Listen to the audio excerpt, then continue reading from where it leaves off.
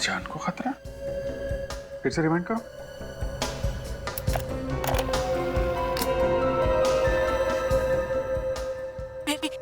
मेरी जान को खतरा है।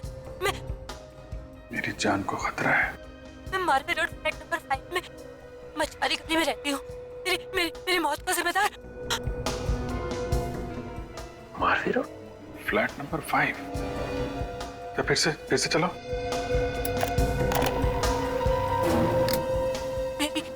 मेरी जान को खतरा है। मैं मार्वे रोड फ्लैट नंबर 5 में मछुआरी गली में रहती हूँ। हाँ सर, तो फ्लैट नंबर 5 मार्वे रोड मछुआरों की कॉलोनी के पास। टेप से दो बातें तो पता चली है। अंजलि की जान को खतरा था और मरने से पहले उसने एड्रेस बताया था फ्लैट नंबर 5 मार्वे रोड मछुआरों की कॉलोनी के पास।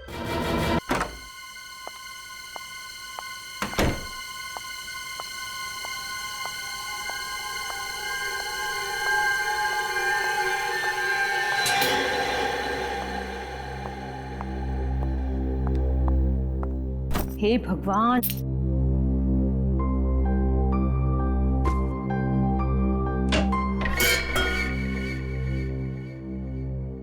कौन है?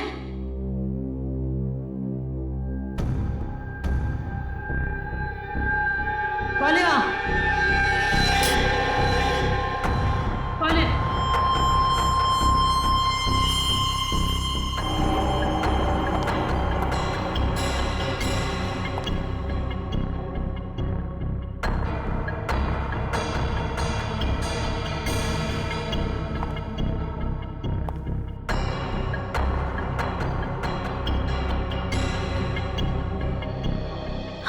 मैं भी ना बेकार में टेंशन लेती रहती हूँ। कोई भी नहीं है यहाँ पे।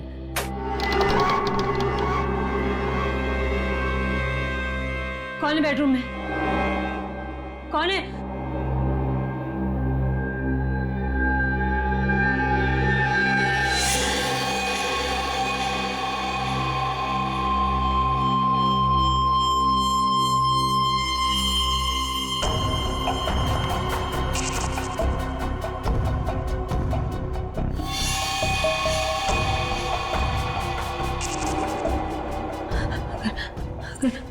अगर वो धमकी वाली बात सच है तो मेरी जान को खतरा है। नहीं, मैं तो बेकार में डरती रहती हूँ।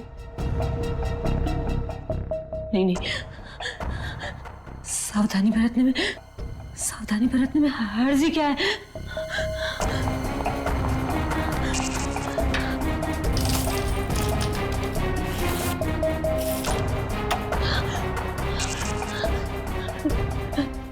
मेरी जान को खतरा है। अगर मुझे कुछ हो जाएगा तो मेरी मौत का जिम्मेदार तुम। छोड़ो इसे। छोड़ दो मुझे। मैं पुलिस बुला लूंगी। छोड़ो।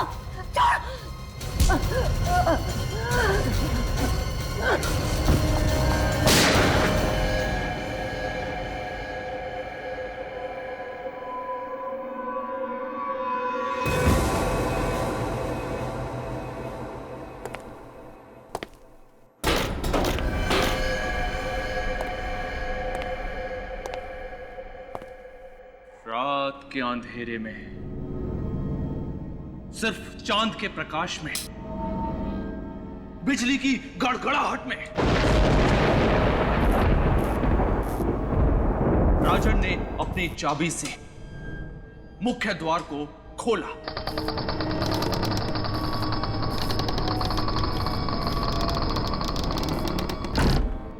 राजन शयन कक्ष की ओर मुड़ा। धीरे धीरे और धीरे वो अपने कदम शयन कक्ष की ओर बढ़ाने लगा और जैसे ही राजन शयन कक्ष के द्वार तक पहुंचा तभी अचानक एक हाथ पीछे से उसके कंधे पर आ थमा। राजन की चीख निकल गई। राजन ने पलट कर देखा तो वो उसकी पत्नी अनीता थी। अनीता ने बड़े ही प्यार से राजन से कहा, जानू, हैप्पी बर्थडे। अनीता के हाथ में एक केक था। उस केक के ऊपर एक जलती हुई मोमबत्ती लगी हुई थी। रेखा, तुमने देखा ये लाइट और साउंड वाले आईडी कहाँ हुए? डिस्टर्ब मत करो, सुनने दो। अरे हिट है, खूनी लिबास नाम है, सारे देश में धूम मचाएगी, देखना। राजन बड़े ही प्यार से अनीता की आंखों को पढ़ रहा था। अनीता ने राजन से कहा, ऐसे क्या देख रहे हो? तुम्हें क्या लगा मैं तुम्हारे जन्मदिन को भूल गई? राजन मुस्कुराया। अनीता ने बड़े ही प्यार से राजन का हाथ पकड़ा और उसको टेबल तक ले गई। अनीता ने वो केक टेबल के ऊपर रख दिया। अचानक अनीता ने चाकू उठाया और तेजी से राजन की ओर घुमाया। राजन डर गया। तभी अनीता बोली, चानू, केक नहीं काटोगे? राजन ने राहत की सांस ली। उसने वो चाकू अनीता के हाथ से अपने हाथ में लिया और जैसे ही उसने वो चाकू केक काटने के लिए केक के ऊपर रखा, तभी अनीता चिल्लाई, रोको! राजन फिर डर गया। अनीता मुस्कुराई। अनीता ने कहा, चानू, मोमबत्तियां तो बुझा दो। राजन ने फिर राहत की सांस ली। राजन ने एक फूंक मारी और उस मोमबत्ती को बुझा दिया। उस मोमबत्ती के बुझने के बाद उस कमरे में काला घना अंधेरा छा गया। तभी अचानक एक गोली चलने की आवाज आई और राजन जमीन पर गिर गया।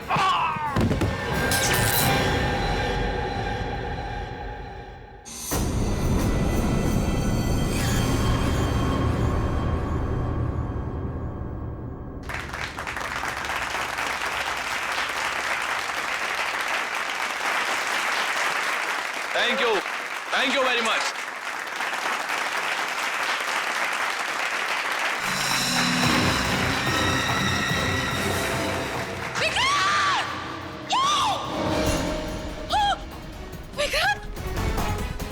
किसी को बाहर मत जाने देना, मेन डोर बंद। विक्रांत, क्या हो गया तुम्हें? अरे कोई सीआईडी को बुलाओ जल्दी। विक्रांत।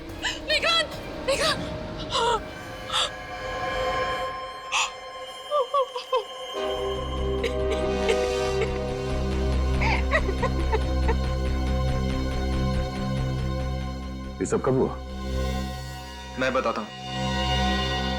आप? अमन, मैं लेखक हूं सर। विक्रांत जी मेरे इस नोवेल खूनी लिबास के प्रकाशक थे। इस कार्यक्रम का आयोजन भी उन्होंने ही किया था। दरअसल आज मेरे इस नए उपन्यास खूनी लिबास का लॉन्च था। मैं वहां पर खड़े होकर इस उपन्यास के एक अध्याय को पढ़कर सुना रहा था। बैकग्राउंड में साउंड्स और लाइट का इफेक्ट भी चल रहा था। तय समय के अनुसार लाइट्स ऑफ हो गई और जब वापस ऑन हुई तो मैंने देखा कि विक्रांत के सीने से खून बह रहा था और वो ये रेखा जी हैं, विक्रांत जी की पत्नी। खूनी लिबास?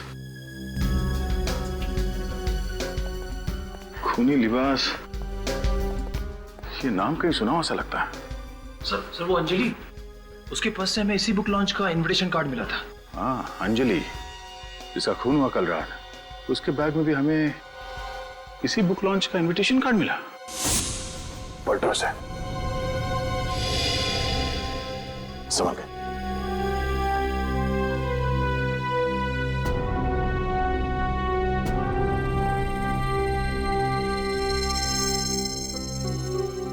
तो अंजलि का और उस हमलेवर के बीच में काफी हाथापाई हुई थी।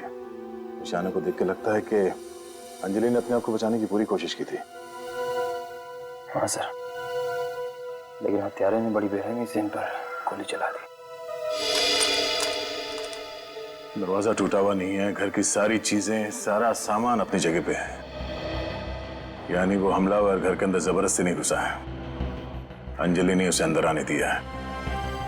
इसका मतलब है कि अंजलि उसे जानती थी।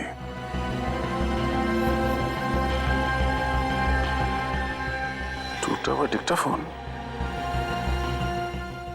जरूर अंजलि ने इसमें कुछ रिकॉर्ड किया होगा, तभी उस हमलावर ने इसे तोड़ दिया।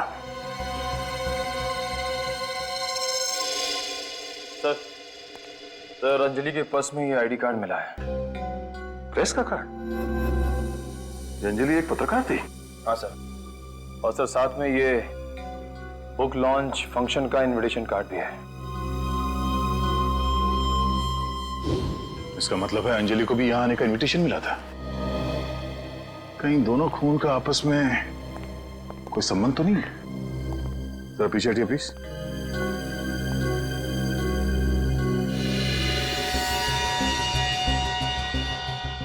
गोली विक्रांत जी के सीने पे लगी, यानी वार सामने से किया गया।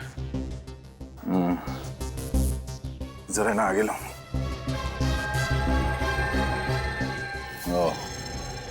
गोली विक्रांत जी के सीने से चीरती हुई पीठ से बाहर निकली और यहाँ चेयर में जा घुसी। सर तब तो गोली बहुत नजदीक से चलाई गई होगी, क्लोज रेंज से। इन्हें नीचे लिटा दो, संभाल के।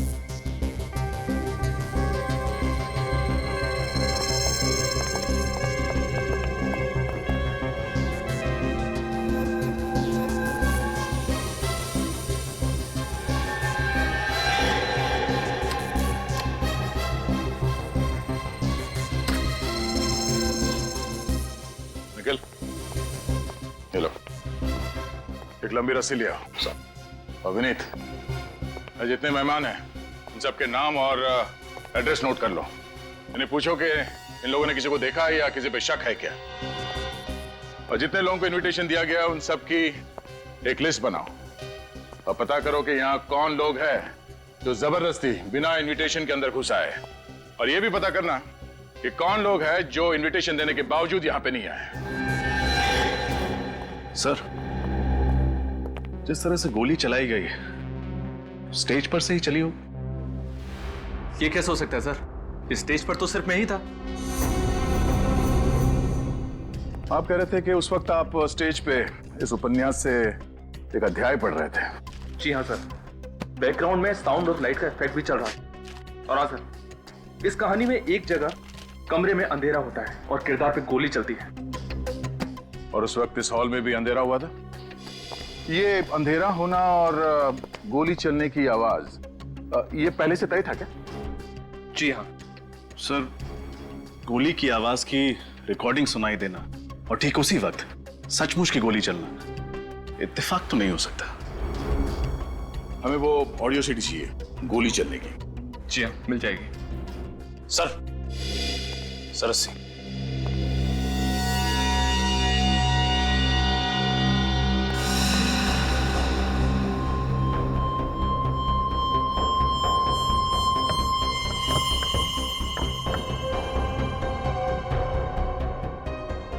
गोली यहीं कहीं आसपास से चलाई गई है।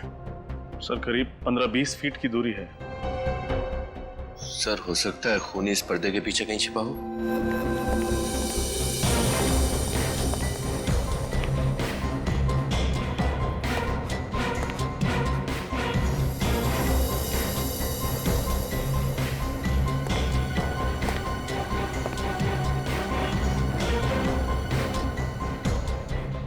गोली यहाँ इसी जगह से चली है, ये देखो।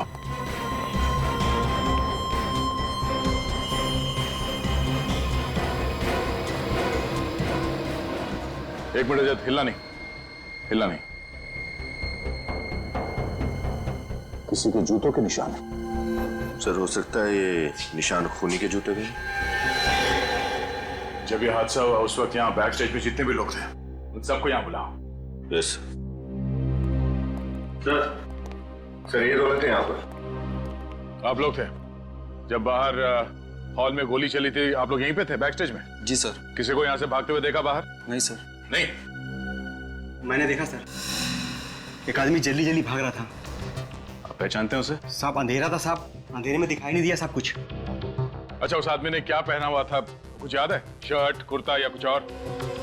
साहब अंधा है क्या? जंगली कहीं का? साहब काले रंग का कोट पहना था साहब, और वो जल्दी जल्दी भाग रहा था साहब, और उसने मुझे धक्का दिया साहब, वो धक्का दे के भाग गया साहब।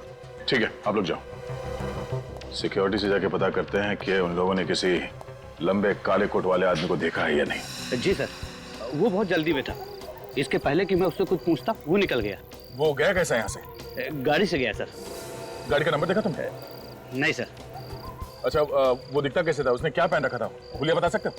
सर उसने काले कलर का कोट, टोपी और चश्मा पहना हुआ था। सर अंदर हॉल में भी उस आदमी ने हमें यही हुलिया बताया था। यही वो शख्स है जिसकी हमें तलाश है। तुम उसका स्केच बनवा सकते हो हमारे लिए?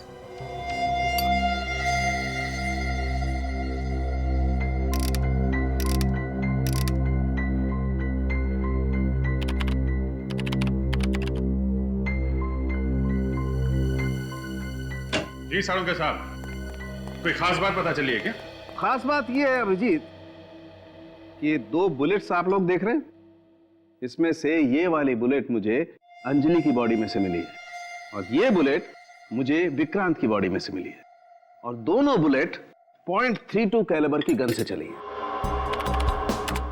यहां देखो, ये देख रहे हो? दोनों गोलियों पर गन बैरल का एक जैसा निशान है, एकदम आइडेंटिकल। इसका मतलब अंजलि और विक्रांत को एक ही गन से मारा गया है। मिस्टर विक्रांत उस उपन्यास खूनी लिबास के प्रकाशक थे और अंजलि उस बुक लॉन्च में आने वाली थी मगर पहुंची नहीं। दोनों को एक ही गन से मारा गया है, मतलब दोनों का खूनी कोई एक ही है। मगर एक बात समझ में नहीं आ रही सर, खूनी ने ठीक उसी वक्त गोली कैसे चलाई जिस वक्त फंक्शन के बैकग्राउंड म्यूजिक में गोली चलने की आवाज थी? एक बार वो बैकग्राउंड म्यूजिक सुनते हैं। उसने वो चाकू अनीता के हाथ से अपने हाथ में लिया। राजन ने फिर राहत की सांस ली। राजन ने एक फूंक मारी और उस मोमबत्ती को बुझा दिया। उस मोमबत्ती के बुझने के बाद उस कमरे में काला घना अंधेरा छा गया। तभी अचानक एक गोली चलने की आवाज आई और राजन जमीन पर गिर गया। हाँ यार, थोड़ी मिस हो गई है, फिर से ट्राई करता हूं। सचिन, फिर से म्यूजिक ऑन करना। और उस मोमबत्ती को बुझा दिया। उस मोमबत्ती के बुझने के बाद उस कमरे में काला घना अंधेरा छा गया। तभी अचानक एक गोली चलने की आवाज आई और राजन जमीन पर गिर गया।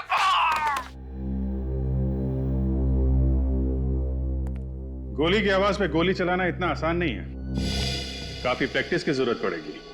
और हत्यारे ने उसी वक्त गोली चलाई जिस वक्त उसने सीढ़ी से गोली की आवाज सुनी। अपना टाइमिंग सही करने के लिए उसने काफी प्रैक्टिस की होगी। और प्रैक्टिस करने के लिए उसे इस सीढ़ी की जरूरत तो जरूर पड़ी होगी। हाँ, और बिना सीढ़ी के तो प्रैक्टिस कर नहीं सकता था। पता लगाओ ये सीडी किस रिकॉर्डिंग स्टूडियो में तैयार की गई है और किस किस को दी गई है। सर बुक लॉन्च फंक्शन की गेस्ट लिस्ट चेक की तो पता चला कि 5 गेस्ट थे जो इस फंक्शन में नहीं आए। अच्छा, और क्यों नहीं आए थे? सर 4 लोगों ने तो पहले ही ऑर्गेनाइजर को इन्फॉर्म कर दिया था कि वो लोग नहीं आ पाएंगे, लेकिन एक गेस्ट ने ऐन वक्त पर अपना इनविटेशन कैंसिल कर दिया। और वो कौन है? विक्रांत जी की सेक्रेटरी स्नेहा। स्नेहा जी? मैं उस रात वीएन हॉस्पिटल में थी, मेरे भाई का ऑपरेशन था, वो अब भी सीरियस है। आप चाहें तो वीएन हॉस्पिटल जाकर इंक्वायरी कर सकते हैं। मैंने इस बारे में विक्रांत सर को भी बताया था। नेहा जी, ये बताइए कि विक्रांत जी की किसी के साथ कोई दुश्मनी थी, कोई कॉम्पिटिटर उनका? दुश्मन का तो पता नहीं, लेकिन वो कुछ दिनों से परेशान बहुत थे। क्यों? पूछा था लेकिन उन्होंने बताया नहीं। लेकिन हाँ, मैंने उन्हें फोन पर किसी से टेंशन में बात करते हुए सुना था। क्या बात कर रहे थे वो, सुना आपने? हाँ, वो बार बार अमन का नाम ले रहे थे। अमन? अच्छा, अब ये बताइए कि बुक लॉन्च फंक्शन के दौरान नरेशन के साथ साथ साउंड इफेक्ट्स का आइडिया किसका था? जी, वो विक्रांत जी का ही आइडिया था। वो चाहते थे कि बैकग्राउंड में एक माहौल सा बने और इसीलिए मैंने सीडी की 3 कॉपीज भी बनाई थी। 3 सीडीज? मगर वहाँ ऑडिटोरियम में तो हमें सिर्फ 2 ही सीडी मिली थी। ये 3 सीडीज किस किस के लिए? एक विक्रांत सर के लिए, अमन के लिए और एक अपने लिए। ओह, क्या आप हमें ये ऑडियो सीडी दे सकती हैं? आई एम सॉरी सर, वो एक्चुअली वो सीडी या तो गुम हो गई है या मैंने कहीं रख दी है, पता नहीं। I am sorry sir. आपकी ये सीडी की कॉपी बुक लॉन्च से पहले चोरी हुई थी या बाद में? पहले, बहुत पहले। पहले। थैंक यू स्नेहा जी। अगर आपसे कोई और सवाल पूछना हो तो हम आपको फिर से तकलीफ देंगे। Thank you. सर ये तीसरी सीडी का राज क्या है, समझ नहीं आया। कहीं किसी ने सीडी चुरा तो नहीं ली? लेकिन क्यों, कौन करेगा ऐसा? यही पता लगाना पड़ेगा हमें। पहले समन से मिलते हैं। Thank you very much. Thank you very much sir. Thank you.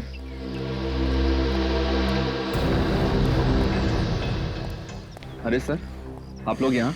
हमें पता चला कि आप पत्रकारों को इंटरव्यू दे रहे हैं, तो सोचा लगे आज क्यों ना हम भी कुछ सवाल पूछ लें आपसे। क्या बात करें सर, एक जर्नलिस्ट को जवाब देने में और सीआईडी ऑफिसर्स को जवाब देने में बहुत बड़ा फर्क होता है। हाँ, फर्क तो होता है। पत्रकार को जवाब देने से मना किया जा सकता है, पर सीआईडी ऑफिसर्स को जवाब तो देना ही पड़ता है। क्या बात है दया सर, आपको तो एक लेखक होना चाहिए था। नहीं, मैं इसी में खुश हूँ। खैर, विक्रांत जी के बारे में कुछ पूछना था आपसे। विक्रांत बहुत ही सीधा साधा और बड़े ही दिल वाला था। मैं आज जो कुछ भी हूँ उसी की वजह से तो हूँ। अगर मैं सच कहूँ सर, तो उसके चले जाने का सबसे ज्यादा नुकसान मुझे हुआ है। पिछले कुछ दिनों से उनके व्यवहार में कुछ बदलाव देखा था आपने? कोई अजीब सी बात? जी हाँ, वो बहुत ही खोया खोया सा रहने लगा था। गुमसुम, खामोश, ऐसा लग रहा था जैसे कोई परेशानी उसको अंदर ही अंदर खाई जा रही है। तो आपने पूछा नहीं उनसे कि किस बात की परेशानी थी उन्हें? जी नहीं। हाँ, लेकिन कुछ दिन पहले की बात है। मैं ऑफिस की लॉबी से गुजर रहा था, तो मैंने देखा कि वो फोन पर किसी से गुस्से में बात कर रहा था। किससे बात कर रहा था? शायद वो किसी मिलन से बात कर रहा था और कह रहा था कि मिलन, तुम मेरे साथ ऐसा नहीं कर सकते। और आपने ये नाम मिलन पहले सुना था या किसी मिलन को जानते हो आप? जी नहीं। Thank you. सर, स्नेहा कह रही थी कि उसने विक्रांत को किससे फोन पर बात करते समय अमन का नाम लिया, और ये अमन कह रहा है कि उसने मिलन का नाम लिया। इन्हें एक काम करो, विक्रांत जी के मोबाइल से मिलन का नंबर निकालो और फिर उसका एड्रेस। पता चल जाएगा कौन सच बोल रहा है और कौन झूठ।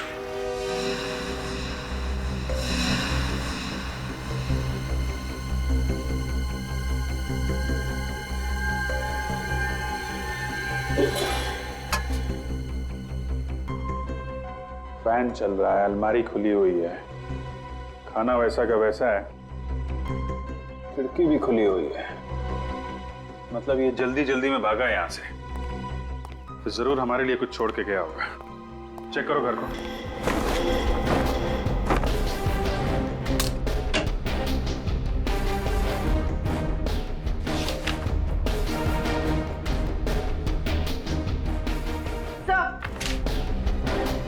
सर, ये फोटो मिलेगा।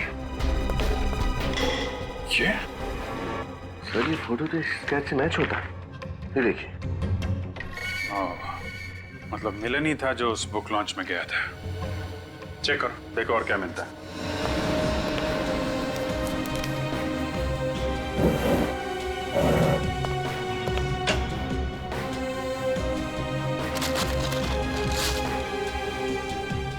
सर, अमिन, सर ये देखिए, चश्मा।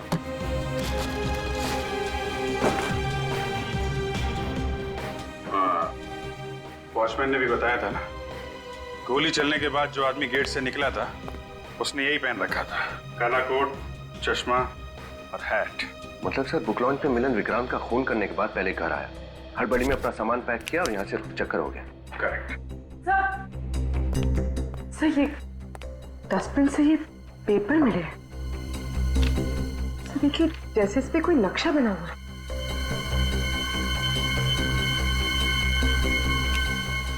नक्शा ही लग रहा है। जोड़ो इसे।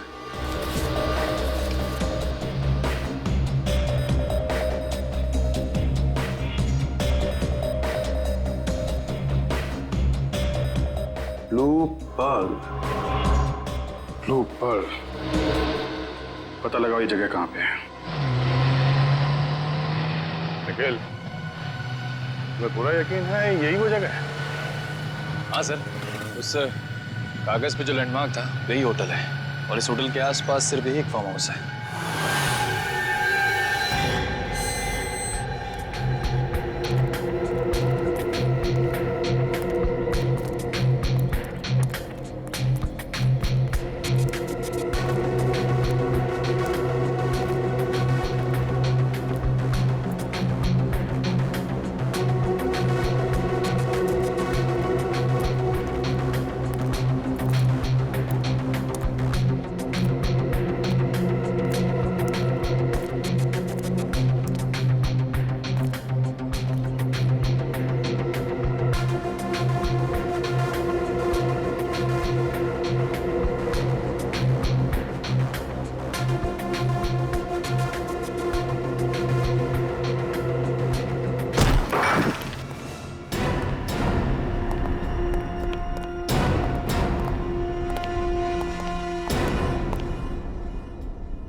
निखिल, अंदर कमरे की तलाशी लो।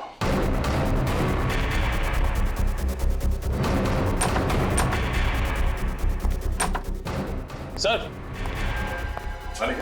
सर ये देखिए। सर ये सेटअप तो बिल्कुल वैसा ही सेटअप है जो उस बुक लॉन्च फंक्शन के जैसा था। हाँ? सर इसका क्या मतलब हो सकता है? इसका मतलब ये कि खूनी काफी अरसे से ये खून करने की प्लानिंग कर रहा था। उसे उस जगह का पूरा लेआउट पता था। उसे ये भी मालूम था कि उस फंक्शन में विक्रांत जी कहां बैठे होंगे।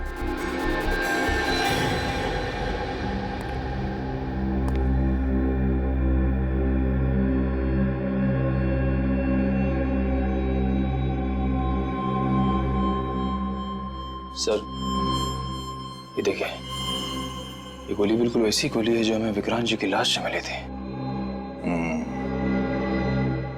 हर एक छोटी सी छोटी बात को ध्यान में रखकर उसने कत्ल करने की साजिश रची है। पता नहीं कितने दिनों से अपने इरादों को अंजाम देने में लगा पड़ा था वो। ये टारगेट प्रैक्टिस, ये देखो, ये गोलियां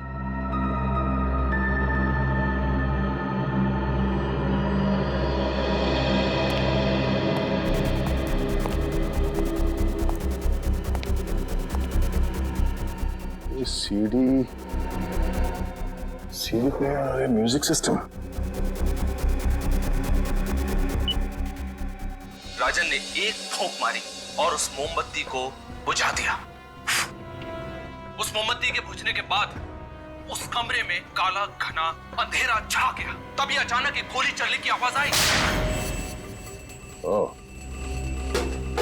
सर लगता है वही सीडी है जो मौका वारदात से गायब हुई थी। हाँ, ये वही सीडी है और इसी सीडी की मदद से उसने अपना टाइमिंग एकदम परफेक्ट रखा। जैसे ही सीडी में गोली चलने की आवाज आई, उसने अपने गन से गोली चला दी। और इस टारगेट को देखो, ये इतने सारे छेद हैं।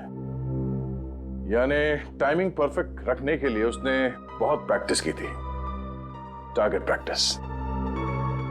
और सर इसीलिए उसने ये पर्दे और खिड़कियां सब बंद करके रखा, ताकि जब वो गोली चलाने की प्रैक्टिस करे तो ना उसे कोई सुन सके ना देख सके। निखिल, आसपास जाके पता करो कि ये फार्म हाउस किसका है।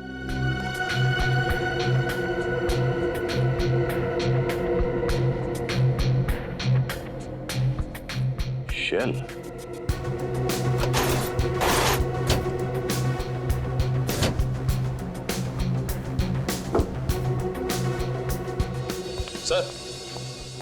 सर जो बात पता चली आप सुनेंगे तो हैरान हो जाएंगे। क्या? सर ये फार्म हाउस विक्रांत जी की वाइफ रेखा के नाम पे है। रेखा? मैं सच कह रही हूँ, मेरे ही फार्म हाउस पर मेरे ही पति के मर्डर की प्लानिंग चल रही थी। इसके बारे में मुझे कुछ भी नहीं पता था।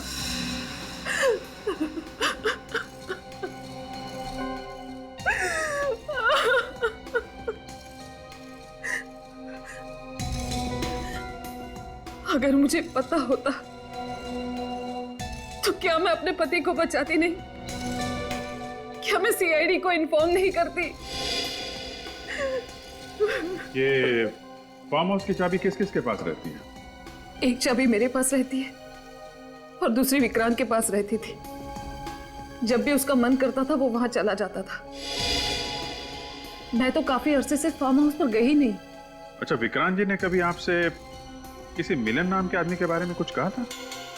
नहीं सर, ये नाम तो मैं पहली बार सुन रही हूँ। क्या आपने हाल फिलहाल विक्रांत जी के बर्ताव में कुछ बदलाव देखा? हाँ, काफी समय से विक्रांत का बर्ताव अजीब सा हो गया था। वो कहाँ जाता है, किससे बात करता है, कभी कुछ नहीं बताता था। सुबह भी जल्दी निकल जाता था और रात को भी देर से लौटता था। तो आपने उनसे पूछा नहीं?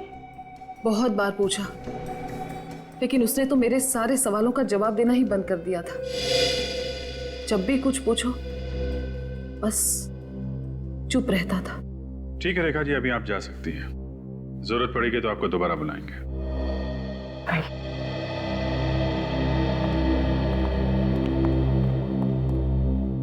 सर, मुझे तो लगता है ये मिलन ही खूनी है, क्योंकि बुक लॉन्च फंक्शन की शाम उसको ही निकलते हुए देखा गया था। हाँ, कहीं से उसने फार्म हाउस की चाबी का इंतजाम किया होगा। वहां पे सीडी के म्यूजिक पे गोली चलाने की प्रैक्टिस की और बुक लॉन्च में जाके विक्रांत जी का खून कर दिया। पर सर, हमें ये भी नहीं पता कि मिलन है कहाँ। और ये भी नहीं पता कि वो जर्नलिस्ट अंजलि की मौत का इस केस से क्या लेना देना है। सर, डेक्टाफोन में से जो हमें टेप मिला था वो बुरी तरह से डैमेज था, लेकिन अब उसे रिपेयर कर लिया गया है। Very good. तो डेक्टाफोन लाना जरा।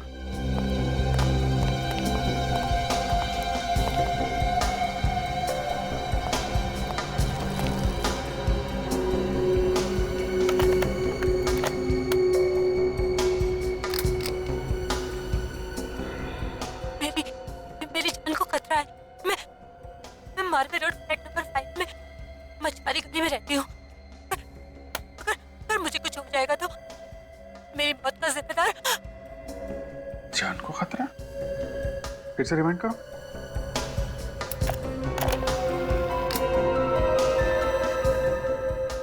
मेरी जान को खतरा है। मेरी जान को खतरा है। मैं मार्वे रोड फ्लैट नंबर 5 में मछुआरी गली में रहती हूँ। मेरी मौत का जिम्मेदार। Marve road flat number 5। तो फिर से चलो। मेरी जान को खतरा है। मैं मार्वे रोड फ्लैट नंबर 5 में मछुआरी गली में रहती हूँ। हाँ सर, तो फ्लैट नंबर 5 मार्वे रोड मछुआरों की कॉलोनी के पास।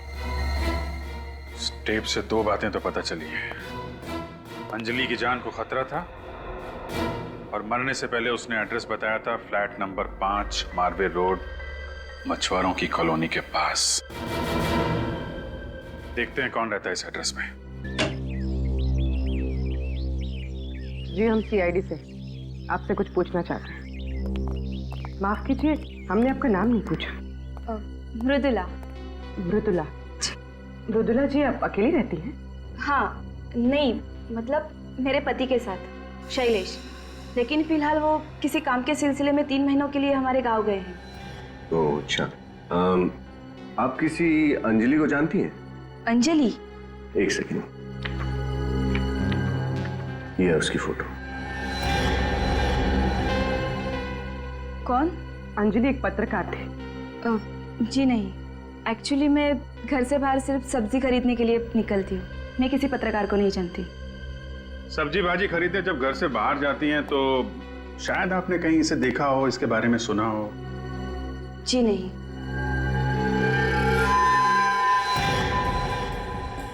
हमने आपको डिस्टर्ब किया, शायद आप नहा रही थी। जी हाँ। तो फिर आपके बाल इतनी जल्दी कैसे सूख गए?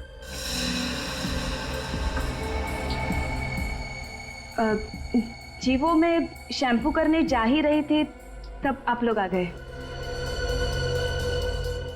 अब आप लोग जाएंगे तब मैं कर लूंगी शैम्पू। अच्छा, मतलब आप चाहती हैं कि हम लोग चले जाएं? जी नहीं, मगर वो पानी चला जाएगा तो प्रॉब्लम हो जाएगी। नहीं नहीं, कोई बात नहीं, हम लोग फिर आ जाएंगे। Thank you, thank you.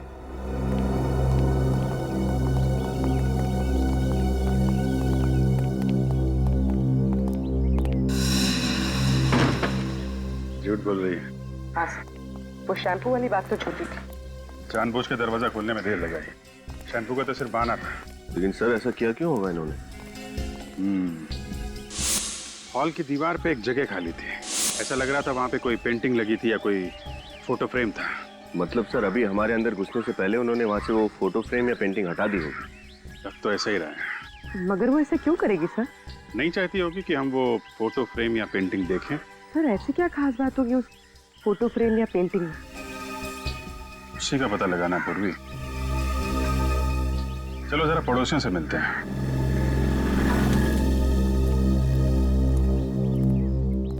Excuse me भाई साहब। देखिए हम लोग सीआईडी से हैं। आप यहीं आसपास रहते हैं? हाँ सर, ये वाला घर मेरा है। हो, आप फिर तो शैलेश जी और मृदुला जी को जानते होंगे? हाँ, बहुत अच्छे से। कितना जानते हैं उनके बारे में? I mean, उनके बारे में ऐसी कोई बात जो आपको खटकती हो, कुछ अजीब लगता हो उनके बारे में? हाँ सर, एक्चुअली सर वो दोनों वैसे तो बहुत मिलनसार है सर, लेकिन पिछले कुछ दिनों से सर उनका बर्ताव बहुत अजीब सा हो गया सर। अजीब सा मतलब? अचानक हम सबसे बातें करना बंद कर दिया है, सहमे सहमे से रहते हैं सर। तो इसकी वजह नहीं पूछी आपने? पूछा था सर, उन्होंने जवाब नहीं दिया, बात को घुमा दिया सर। अच्छा, इनके घर आना जाना तो होगा आपका? हाँ, काफी बार मैं जा चुका हूँ। I see। फिर तो आपने इनके हॉल में जो एक तस्वीर है वो तो देखी होगी। वो जो है ना, वो बड़ा सा फ्रेम है हॉल में बिल्कुल सामने। वो कौन सी फोटो थी वो? मैरिज वाली सर, मृदुला जी और शैलेश जी की शादी की फोटो है सर। कहीं आप उसी की बात तो नहीं कर रहे? अच्छा अच्छा, हाँ हाँ वही। अच्छा, ये शैलेश जी काम कहाँ करते हैं? शॉपिंग मार्केट में सर। कौन से शॉपिंग मार्केट? वो हाँ, आर्कलाइन शॉपिंग मार्केट सर। अच्छा अच्छा, thank you very much. Okay sir. Sir ने वो मृदुला जी और शैलेश जी की शादी की फोटो हमसे क्यों छुपाई? शायद शैलेश की पहचान छुपाने के लिए। आर्कलाइन शॉपिंग मार्केट।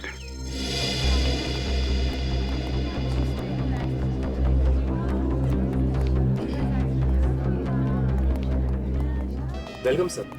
भैया क्या चाहिए आपको? क्या चाहिए नहीं, ये पूछे कि कौन चाहिए। कौन चाहिए?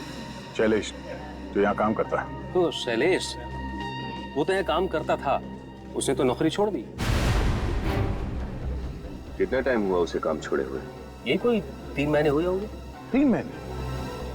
अच्छा, अब इस शैलेश के बारे में कुछ और बता सकते हो आप हमें? शैलेश के बारे में सर जितना कहा जाए उतना कम है। एकदम फर्स्ट क्लास सेल्समैन था सर। कस्टमर से इतनी अच्छी तरीके से बात करता था कि जो कस्टमर टाइम पास करने के लिए भी आते थे वो सामान खरीद लेते थे। जब वो इतना अच्छा सेल्समैन था, फिर उसने यहाँ से नौकरी क्यों छोड़ी? सर वो कह रहा था कि कोई बड़ा जैकपॉट लगा है उसे, अब वो खुद की दुकान खोलना चाहता है, तो इस सिलसिले में उसे कुछ टाइम के लिए गाँव जाना पड़ेगा। उसका गाँव कहाँ है, कुछ बताया उसने? नो सर, ये तो बताया नहीं सर। ओह, अच्छा, उसकी कोई फोटो तो होगी ना तुम्हारे पास? सर ये रही उसकी फाइल।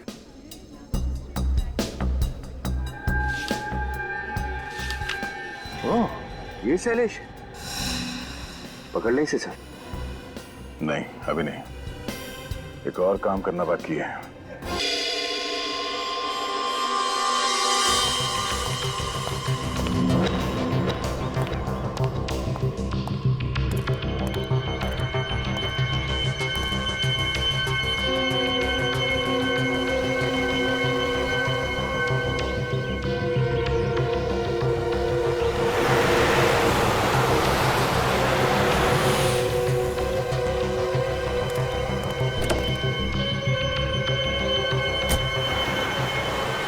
बैठ के तो नहीं जा रहा? हम भी चलते हैं, जाइए, जा रहा है।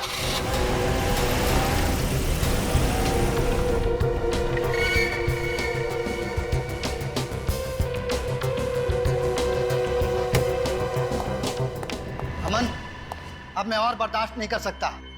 मेरे पैसे दे दो, उसके बाद मैं तुम्हारे सामने कभी नहीं आऊंगा। दे तो दिए पैसे, अब और पैसे कहां से लाऊं? तुम मुझे बेवकूफ समझते हो? क्या मुझे यह नहीं मालूम कि तुम्हारा कौन सा बड़ा चक्कर चल रहा है? अरे कोई बड़ा चक्कर नहीं चल रहा यार, मेरा विश्वास करो। और हाँ, जितने पैसे तय हुए थे वो सब के सब मैं तुम्हें दे चुका हूं। अब मुझे परेशान करना बंद करो प्लीज। तुम बकवास बंद करो, बहुत हो चुका। तुम ऐसे नहीं मानोगे। मिलन, देखो ये गन, प्लीज ये गन मत चलाना। हाँ, तुम गोली नहीं चला सकते। हम शांति से बैठकर बात करते हैं ना। अरे तुम्हें जितना पैसा चाहिए उतना पैसा मैं तुम्हें दूंगा, मैं वादा करता हूं तुमसे। लेकिन प्लीज ये गन नीचे कर दो। हाँ, गन नीचे कर दो। ये बंदूक मुझे बहुत पहले निकाल लेनी चाहिए थी, लेट हो गए। सीआईडी हमेशा ही टाइम से पहुंचती है। हाथ ऊपर कर, हिलना नहीं। गंदा। अच्छा हुआ सर आप लोग आ गए। इस पागल आदमी से मुझे बचा लीजिए। घबराने की कोई जरूरत नहीं है अमन, अब तुम्हें कुछ नहीं होगा। शुक्रिया सर, बहुत बहुत शुक्रिया, आप लोगों ने मेरी जान बचा ली। निखिल, हथकड़ी लगाकर हिरासत में ले लो। सर, मैंने क्या किया है सर? सर, मेरा कोई कसूर नहीं है, मुझे गिरफ्तार मत करिए सर।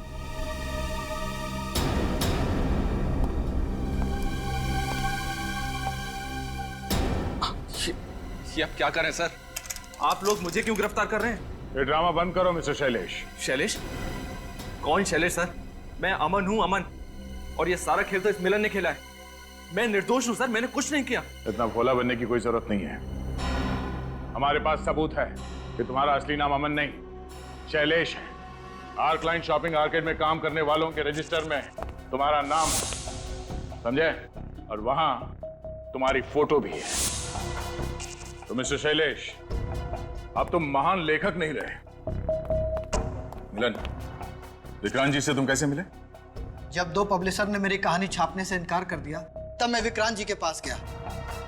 विक्रांत जी को मेरी कहानी बहुत पसंद आई, लेकिन उन्होंने कहा कि हम इसे नकली नाम से छापेंगे। इसलिए विक्रांत जी ने तुम्हारे उपन्यास को तुम्हारे नाम से नहीं, बल्कि एक नकली लेखक अमन के नाम से छाप दिया। जी, और जब उपन्यास को सराहा गया तो मुझे लगा कि विक्रांत जी मुझे दुनिया के सामने लेकर आएंगे। लेकिन विक्रांत जी को लगा कि दुनिया इस बात को कभी नहीं मानेगी कि मुझ जैसा दिखने वाला साधारण आदमी लेखक हो सकता है। उपन्यास की पब्लिसिटी के लिए उनको स्टाइलिश और आधुनिक चेहरा चाहिए था। और तभी उनकी मुलाकात शैलेश से हुई, आर्क लाइन शॉपिंग आर्केड में। हाँ? और तुम्हारी मीठी जुबान से बहुत इंप्रेस हो गए वो। तो उन्होंने एक प्लान बनाया। उन्होंने सोचा क्यों ना तुम्हें अमन बनाकर दुनिया के सामने लाया जाए। हाँ? पैसा और शोहरत पाने का मेरे पास ये सबसे अच्छा मौका था सर, लेकिन विक्रांत जी ने तय किए हुए पैसे मुझे नहीं दिए। इसलिए तुमने मिलन से हाथ मिला लिया और अपने मकसद को पूरा करने के लिए अंजलि नाम की जर्नलिस्ट की मदद ली। मगर शैलेश, तुम्हारा लालच बढ़ा, तुमने अपना प्लान चेंज कर दिया। तुमने सोचा क्यों ना विक्रांत जी को ही मार दो, ताकि उनके रॉयल्टी के सारे पैसे तुम्हें मिल जाएं। हाँ, और उनको मारने की प्रैक्टिस भी मैं उन्हीं के फार्म हाउस पर किया करता था। और अंजलि को इसलिए मार दिया क्योंकि अगर वो जिंदा रहती तो तुम्हारी सारी असलियत सबके सामने ला देती, है ना? मिलन भी तो तुम्हारी असलियत जानता था, इसको क्यों जिंदा छोड़ दिया? ये कहीं गायब हो गया था। चलो इतना तो पता चल गया कि तुमने जानबूझकर मिलन को उस रात बुक लॉन्च पर बुलाया और बैक स्टेज के पर्दे में छेद बनाया। ये बताओ, विक्रांत जी पर कैसे गोली चलाई तुमने? मैं गन किताब में छिपा कर लाया था। मैंने स्टेज से ही अंधेरे में उन पर गोली चला दी। चलिए नकली लेखक, असली जेल में सजा काटने का वक्त आ गया है।